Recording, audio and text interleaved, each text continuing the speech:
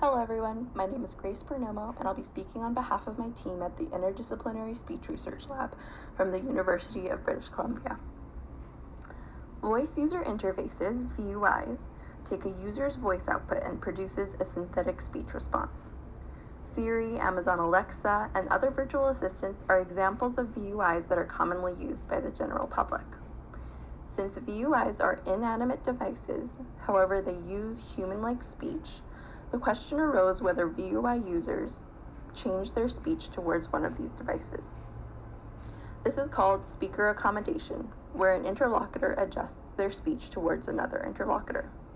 They can either become more similar to, converge, or more different, diverge from their communication partner. In examining whether speaker accommodation exists, we chose to examine this on a phonetic level, where voice onset time, or VOT, and pitch range are common dimensions in which an interlocutor might adjust their speech. In addition, we added the dimension of perceived human likeness of the device and whether accommodation might differ. Two synthetic voices from Amazon Web Services Polly were used for the experiment.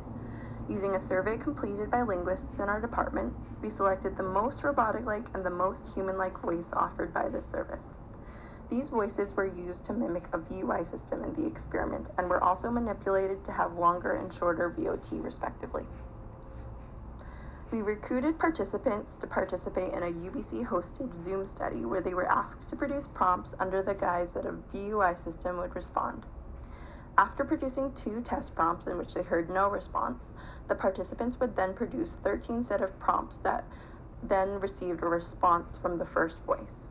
After this first set, they then produced the same set of prompts and heard a second voice. Whether they heard the robotic or human-like voice first was counterbalanced.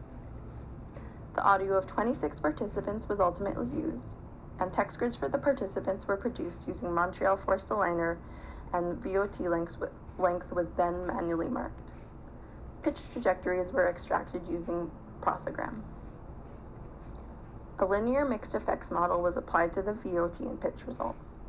Results indicated that across all participants in both pitch range and VOT, there were no significant effects.